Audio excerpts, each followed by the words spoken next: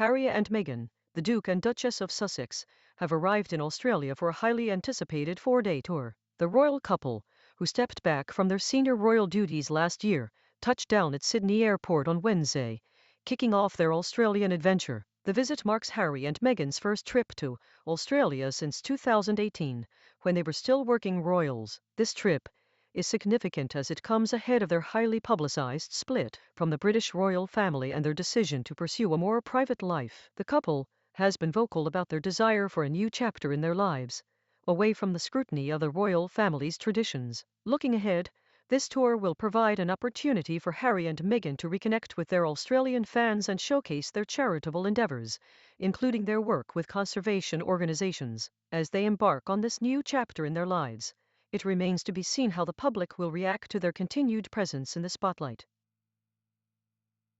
In a surprising display of physical vigor, Philippine President Ferdinand Bongbong Marcos Jr. has taken to social media to challenge rumors surrounding his health, showcasing his star jumps in a bid to prove his fitness. The 55-year-old leader was spotted at the Malacca +ang gym, where he invited critics to join him in a workout session. Marcos's move comes amid speculation about his health, with some questioning whether he is fit to hold office due to his age and reported weight gain. However, the president has consistently denied these claims, attributing them to fake news and enemies of the state.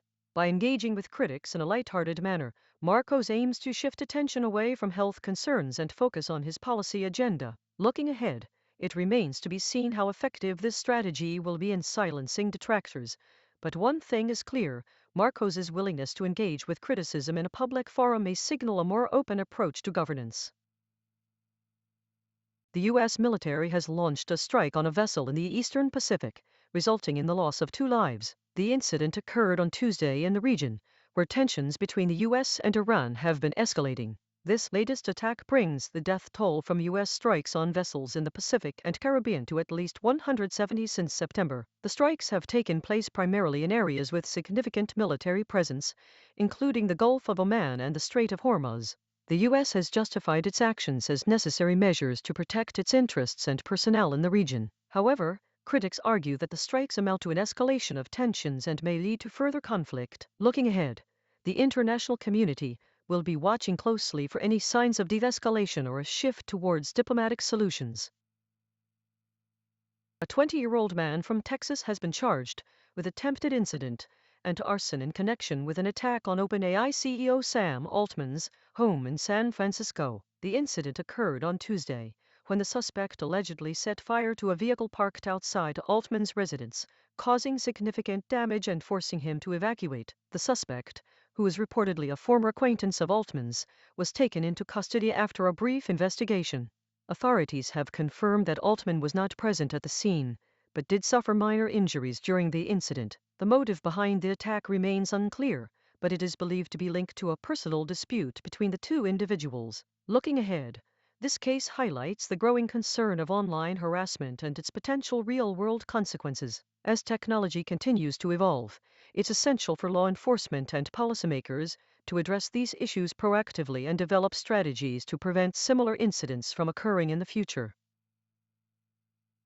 Police in New York arrested over 100 anti-war protesters yesterday as they staged a sit-in outside the Israeli embassy, urging an end to U.S. arms sales to Israel. The protesters, who were affiliated with several anti-war groups, had been camped out for days, holding signs and chanting slogans demanding an end to what they called humanitarian catastrophes in the region. The arrests came after a tense standoff between police and protesters, with some demonstrators refusing to leave the premises. The sit-in was part of a global wave of protests against U.S. arms sales to Israel, which have been criticized for exacerbating regional conflicts. Looking ahead, it remains to be seen how this incident will impact the ongoing debate on U.S. foreign policy and its role in the Middle East conflict.